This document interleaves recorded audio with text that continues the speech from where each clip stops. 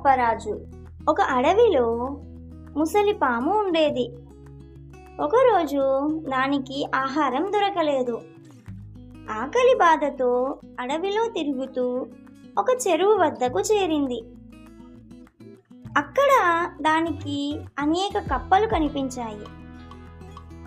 ఎలాగైనా ఇక్కడే కొంతకాలం నివసించి కప్పలను తినాలని పాము నిర్ణయించుకుంది. పాము చాలా దిగులుగా మెల్లగా పాకుతూ చెరువు ఒడ్డుకు చేరింది. పామును చూడగానే కప్పలన్నీ భయపడి పారిపోయాయి. ఓ కప్ప మిత్రులారా, నేను మిమ్మల్ని చంపాలనే కాంక్షతో ఇక్కడికి రాలేదు. నేను మీ రాజుతో ఒక విన్నపం చేసుకోవడానికి వచ్చాను.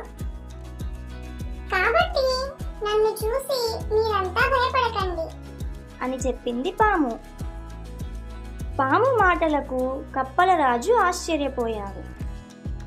నేనే కప్పల రాజును. నువ్వు ఏం చెప్పదలుచుకున్నావో చెప్పు అని పాముతో కప్పల రాజు అన్నాడు. నాకు కలిగిన కష్టాలను నీతో చెప్పుకోవాలని ఇక్కడికి వచ్చాను అన్నది పాము. నీకు కష్టమేమిటి? పామును ప్రశ్నించాడు కప్పల రాజు.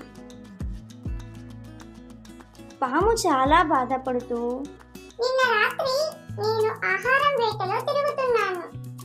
ఆ సమయంలో ఒక బ్రాహ్మణ బాలుడు నా తోకను తొక్కాడు.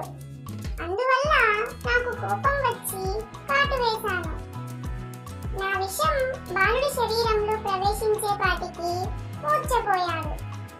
ఆ సమయంలో బాలుడు చనిపోయాడని భావించిన అతని తల్లిదండ్రులు బిగ్గరగా ఏడుస్తూ కూర్చున్నారు. ఆ సమయంలో మంత్రశాస్త్రం తెలిసిన ఒక వ్యక్తి తన శాస్త్ర పరిజ్ఞానంతో బాలుడిని బ్రతికించాడు. ఆ తరువాత బాలుడి తండ్రి నా వైపు చూసి, నా బిడ్డను బాధ పెట్టిన ఓ విషసర్పమా, నీ ఆహారమైన కప్పలకు నువ్వు వాహనమై వాటిని మోస్తూ ఆ కప్పలు దయతలిచి పెట్టిన ఆహారాన్ని తిని బ్రతుకు అంటూ శపించాడు. అప్పటి నుండి నాకు ఆహారం దొరకడం లేదు. ఆకలితో అలమటిస్తున్నాను అంటూ బాధ నటిస్తూ చెప్పింది పాము. బాధపడకు, నీకు ఆహారం నేను ఇస్తాను సర్పరాజా. అయితే నువ్వు ఒక పని చేయాలి. నాతో పాటు నా మంత్రులను సైతం మోస్తూ ఈ చెరువు చుట్టూ తిప్పు. నా గొప్పతనాన్ని మిగిలిన కప్పలన్నీ చూస్తాయి అని కప్పల రాజు ఆజ్ఞాపించాడు.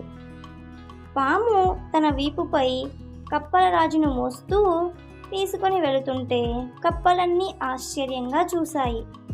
పాము కొద్దిగా దూరం కప్పలను మోసుకొని వెళ్ళి అలసిపోయినట్లు నటించి ఆగిపోయి కప్పలన్నింటినీ తినేసింది.